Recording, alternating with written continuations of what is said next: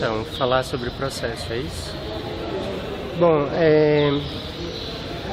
eu já tinha vindo aqui em Caruaru 2 vezes antes dessa da Bienal, né? Na primeira para uma outra exposição e na segunda a gente veio aqui já nas questões da Bienal no sentido mais de laboratório e tentar entender o que é a cidade, como é que a gente podia dialogar com ela.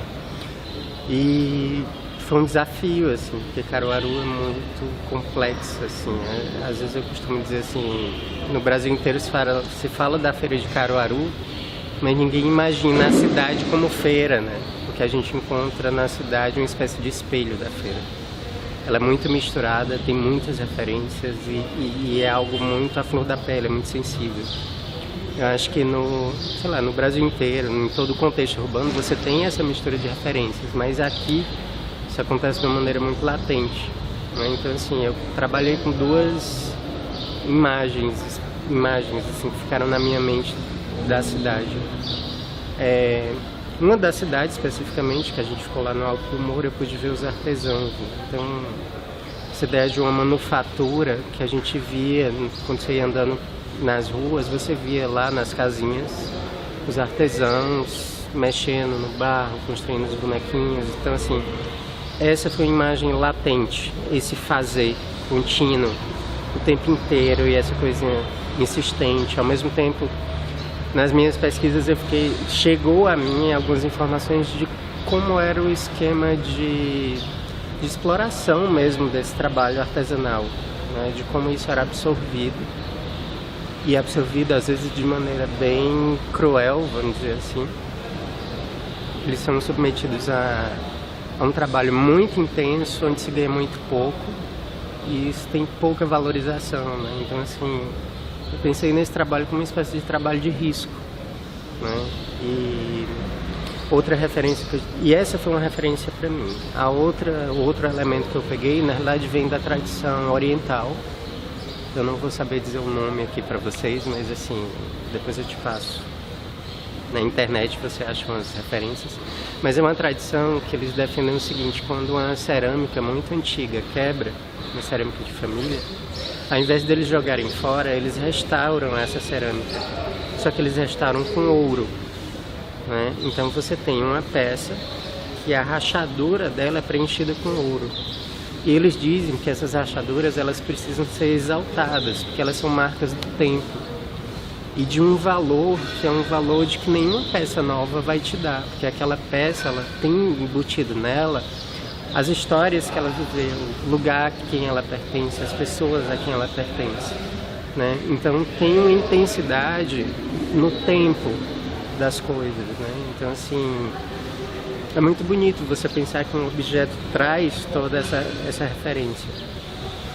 E aí eu tentei mesclar essa manufatura dos artesãos com essa tradição oriental e pensar um pouco o que seria uma manufatura de um objeto que pudesse me fazer pensar sobre essas questões todas, né? Então eu propus esse trabalho que eu chamo de reparo, né? Uma tentativa de consertar, mas o verbo reparar também tem essa leitura de observar, né? Assim, reparar algo. E aí eu peguei essas referências e comecei a montar esses objetos, que na verdade são objetos de vidro, sempre vidro transparente, que eles são quebrados e depois remontados utilizando a argila como se fosse esse ouro da tradição oriental, né? Então, assim, a argila vem como esse elemento de valor. Só que a diferença fundamental que está no meu trabalho é que é um objeto que você nunca vai ter de volta. Você nunca vai conseguir remontar. Porque, assim, quando você remonta esse objeto, faltam pedaços, ele vira um outro objeto, a forma se perde. Então, assim, não é só um quebra-cabeça que você monta.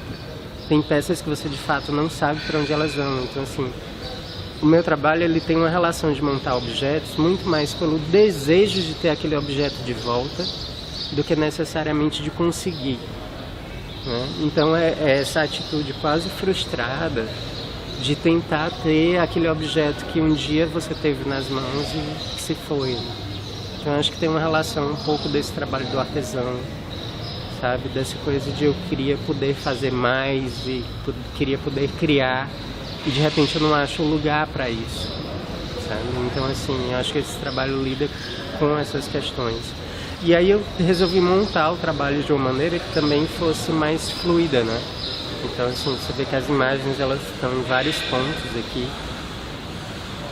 Vão ter os objetos, um em cada coluna aqui do espaço, né? Nessas prateleirinhas que em geral são usadas para colocar imagens de santo, então eu pensei numa coisa meio como se esse objeto fosse uma coisa mais sagrada, assim, no sentido de que ele tivesse um valor além, né?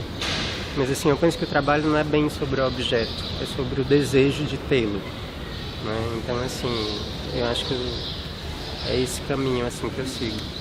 Cada coluna vai ter uma prateleira como essa daqui, né? Acho que elas vieram úmidas. E aí os objetos vão ser feitos, vou ver se eu faço com a fita, né? Porque eu queria que um artesão da cidade, alguém que lá fizesse. Pra mim é emblemático, é simbólico, porque alguém daqui